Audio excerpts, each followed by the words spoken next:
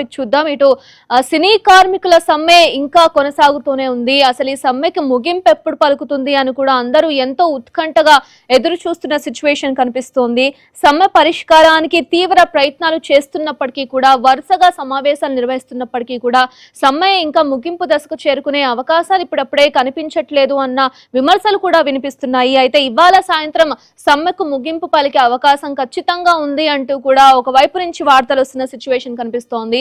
అయితే ఇవాల్టి మీటింగ్ లో ఓ నిర్ణయం తీసుకునే అవకాశం కూడా ఉంది అంటూ కూడా చెప్తూ ఉన్నారు. అయితే కార్మిక రేపటి నుంచి షూటింగ్స్ అంటే ఇవాళ జరిగే సమావేశంలో సమ్మెకు ముగింపు పలికితే రేపటి నుంచి కూడా అందరూ షూటింగ్స్ కు వెళ్లే అవకాశం ఉంటుంది అంటూ కూడా చెప్తున్నారు. ఫిల్మ్ ఫెడరేషన్ సభ్యులు నిర్మాతలతో ఎలాంటి చర్చలు జరపనున్నారు, మరి నిర్మాతలు వాళ్ళ డిమాండ్లకి ఎలా స్పందించనున్నారు, ఒకవేళ కొలిక్కిరాని సమస్యలు ఏవైనా ఉంటే దానికి సంబంధించి కూడా ఒక కమిటీ వేస్తామంటూ కూడా చెప్తున్నారు.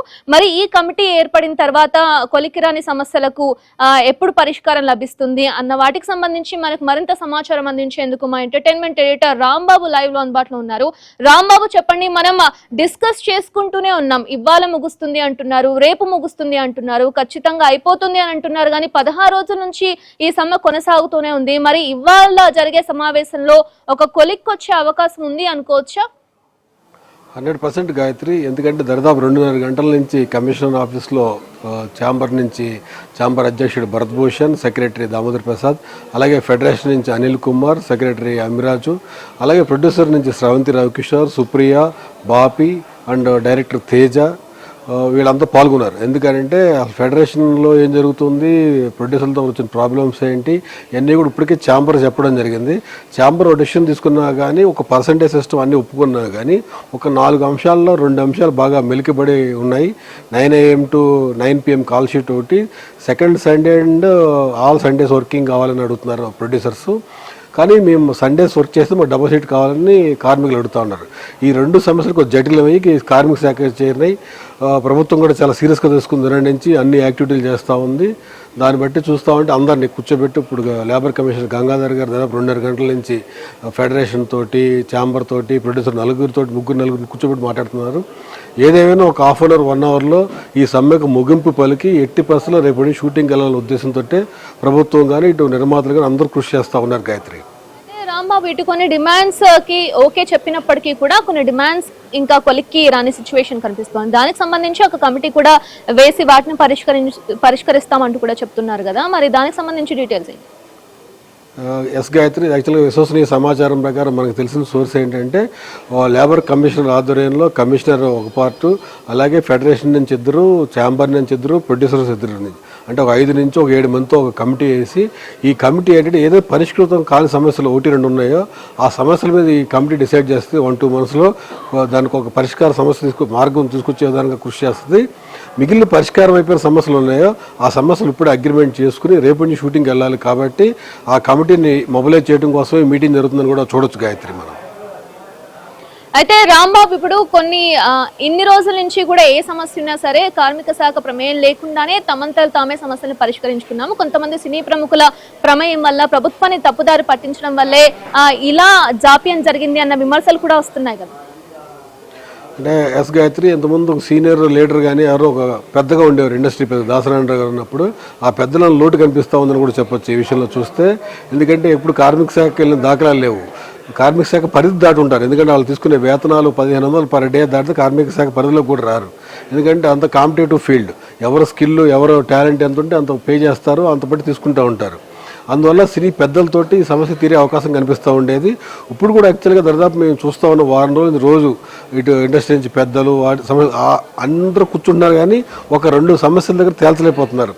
ఏదైతే ముంబైలో ఉందో 9 AM to 9 PM call sheet ఒకటిని, సండేస్ అంటే చాలా చోట్ల లొకేషన్స్ ఇక్కడ సండేనే పర్మిషన్ ఇస్తున్నారు. కోటి ఉమెన్స్ కాలేజ్ కానీ కొన్ని గవర్నమెంట్ ఆఫీసులో షూటింగ్ కావాలని సండేస్ ఇస్తారు. కాబట్టి సండేస్ కూడా మాకు సింగిల్ కాల్ షీట్ కావాలని అడుగుతూ ఉన్నారు. కానీ నిర్మాతలు చెప్పిన దానికి మీ ఫెడరేషన్ చెప్పిందంటే సండేని మాకు హాలిడే కావాలి, కాబట్టి సండే పనిచేసే వాళ్ళు డబుల్ షీట్ కావాలని వీళ్ళు కొడతా ఉన్నారు కార్మికులు. ఈ 2 విషయాలే 9 AM call sheet and Sundays దగ్గర ఈ పెండింగ్ అవుతూ వచ్చింది. దాని గురించి కమిటీ ఫామ్ చేసి కమిటీ ద్వారా ఆ 2 సమస్యల్ని ఎలా తీసుకురావాలి, ఇక్కడ ఎలా ఉంది, ముంబైలో ఎలా ఉంది, చెన్నైలో ఎలా ఉంది, ఇది అన్ని సమస్యల్ని కొలిక్కి తీసుకురావడానికి కమిటీ పనిచేసే అవకాశం కూడా కనిపిస్తుంది గాయత్రి. కొంతమంది సినీ పెద్దలను కూడా సంప్రదించినట్టుగా తెలుస్తోంది. చిరంజీవితో కూడా మొన్న వెళ్ళి భేటీ చేసిన సిచ్యువేషన్ కూడా ఉంది. మరి వాళ్ళు ఇచ్చిన ఆప్షన్స్ ఏంటి, వాళ్ళు ఈ సమస్య పరిష్కారం దిశగా ఎలాంటి చర్యలు తీసుకోవాలని చెప్తున్నారు? యాక్చువల్లీ చిరంజీవి గారు మొన్న చిన్న నిర్మాతలతోటి ఫెడరేషన్ నాయకులు దాదాపు ఆయన కూడా 2-3 గంటలు జరిగి ఇన్ని సంవత్సరాలు కలిసి పనిచేస్తున్నాం, ఏంది సడన్గా సమ్మెకి వెళ్ళటం వల్ల అసలే థియేటర్కి వచ్చి ఆడియన్స్ తగ్గిపోయి ఉన్నారు, ఓటీటీ రెవెన్యూ తగ్గిపోయింది, అన్ని తగ్గి ఉన్నప్పుడు మీరు సమ్మె చేయడం కరెక్ట్గా సమ్మె చేయండి. ఎప్పుడు మీ సమస్య పరిష్కారం కానప్పుడు సమస్య పరిష్కారం చేయడం కోసం మీకు కమిటీ వేసుకున్న నిర్ణయం తీసుకోవాలి తప్పించి ఇట్లా పని ఆపేసి ముందుకెళ్ళడం కరెక్ట్ కాదని చెప్పడం జరిగింది. చిరంజీవి గారు చెప్పిన దాని ప్రకారం ఛాంబర్కి బాధ్యత అప్పచెప్పారు, ఇటు ప్రొడ్యూసర్స్ కానీ ఫెడరేషన్ కానీ. ఛాంబర్ కూడా 2-3 రోజుల నుంచి చాలా సుదీర్ఘంగా చర్చలు జరిపింది, కానీ ఈ 9 AM కాల్ షీట్ దగ్గర అన్ని పెండింగ్ ఉంది మనకు తెలిసి. ఆ కాల్ షీట్ని తెక్కట్టడం కోసం ఈరోజు లేబర్ కమిషన్ ఎంటర్ అయింది గవర్నమెంట్ తరఫున. కమిషన్ ఏదేమైనా ఒక 1 అవర్లో దీన్ని ఒక మంచి ఫలితాన్ని ఇస్తుందని మాత్రం ఆశించవచ్చు. ఫెడరేషన్ సభ్యులు కొన్ని డిమాండ్లు పెట్టారు, అంటే 9 AM కాల్ షీట్ కానివ్వండి, లేదంటే సెకండ్ సండే హాలిడేస్ కానివ్వండి, ఇలాంటి కొన్ని డిమాండ్స్ పెట్టారు. మరి ఫెడరేషన్ వర్షన్ ఇప్పటిదాకా విన్నాం, మరి నిర్మాతల వర్షన్ ఏ విధంగా ఉంది? నిర్మాతలు ఏమంటారు, ఇందాక చెప్పాను కదా, నిర్మాతలు చెప్పారు అంటే సెకండ్ సండే మేము ఎందుకు అడుగుతున్నామంటే సండేస్ మొత్తం తీసేయండి, ఒక సెకండ్ సండే ఒకటి తీసుకోండి. అలాగే గవర్నమెంట్ కొన్ని ప్రకటిస్తుంది, August 15th, January 26th, Dasara కొన్ని హాలిడేస్ ఇస్తుంది, హాలిడేస్ మాత్రం హాలిడేస్ తీసుకోండి. మిగిలిన అన్ని రోజుల్ని మిగిలిన సండేని సింగిల్ కాల్ షీట్కే పనిచేయండి.